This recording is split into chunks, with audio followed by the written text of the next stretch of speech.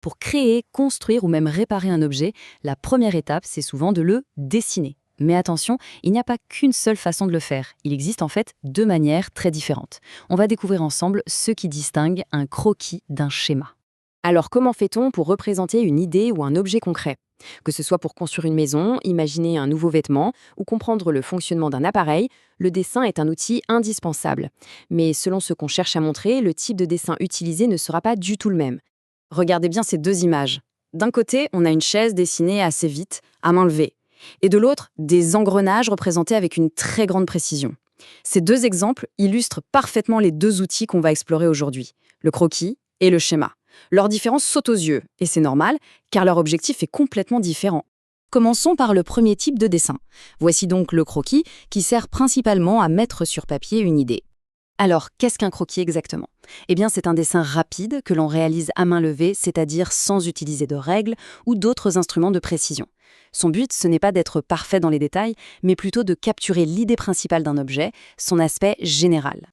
Prenons l'architecture par exemple. Un croquis de maison ne va pas montrer chaque brique ou chaque tuile. Non, il va plutôt montrer l'allure générale du bâtiment, sa forme, son style. C'est vraiment la toute première étape pour transformer une idée en un projet concret. Allons voir un autre domaine, celui de la mode. Ici, le principe est le même. Le croquis sert à imaginer la forme d'un vêtement, comment il va tomber, sa coupe.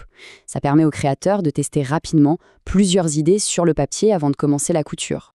Et voilà de nouveau notre chaise. Dans le secteur de l'ameublement, le croquis se concentre sur le design, sur l'aspect visuel de l'objet.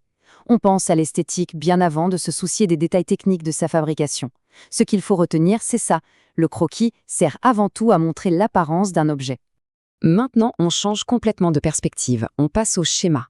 Lui, son but n'est pas de montrer à quoi un objet ressemble, mais bien d'expliquer comment il fonctionne.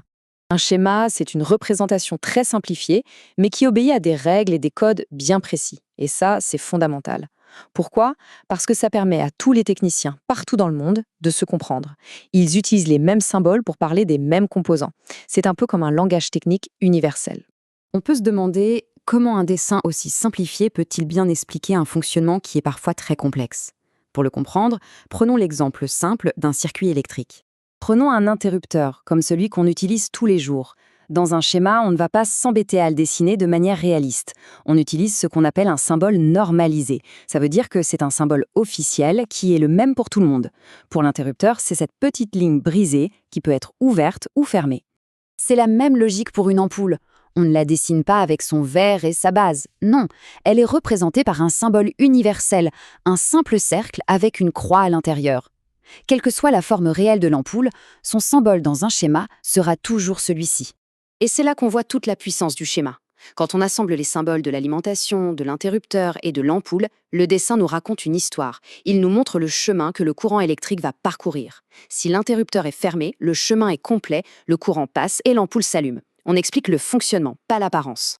Pour être certain d'avoir bien compris la différence, le mieux, c'est de faire une comparaison directe. On va donc appliquer nos deux concepts à un objet que tout le monde connaît bien, le vélo. D'abord, voici le croquis. C'est un dessin fait à main levée, et on reconnaît immédiatement un vélo. On voit sa forme générale, le cadre, les deux roues, le guidon. Son objectif est atteint, représenter l'objet pour qu'on puisse l'identifier au premier coup d'œil. Et maintenant, le schéma. Alors là, ça ne ressemble plus vraiment à un vélo, n'est-ce pas? Et c'est tout à fait normal. Il se concentre sur une seule partie, la transmission. Avec des formes très simples et des flèches, il nous explique comment la force appliquée sur les pédales fait tourner le pédalier qui entraîne la chaîne qui, à son tour, fait avancer la roue arrière. Il n'explique que le fonctionnement de ce mécanisme précis. Faisons un petit résumé pour que ce soit bien clair. Le but d'un croquis, c'est de représenter une idée, de montrer l'apparence. Sa technique, c'est le dessin à main levée. L'information qu'il donne est donc visuelle et générale. Le schéma, de son côté, a pour but d'expliquer un fonctionnement. Sa technique utilise des symboles et des règles. L'information qu'il transmet est donc fonctionnelle et technique. On voit donc bien que ces deux types de dessins ne sont pas en compétition. Au contraire, ils sont très complémentaires. Le véritable enjeu, c'est de savoir choisir le bon outil pour communiquer efficacement son idée. Le point essentiel à retenir, c'est celui-ci. Le choix du type de dessin dépend du message que l'on veut faire passer. Si on veut partager une nouvelle idée de produit, le croquis sera parfait. Mais si on doit expliquer à un technicien comment réparer une machine, alors là, le schéma devient indispensable.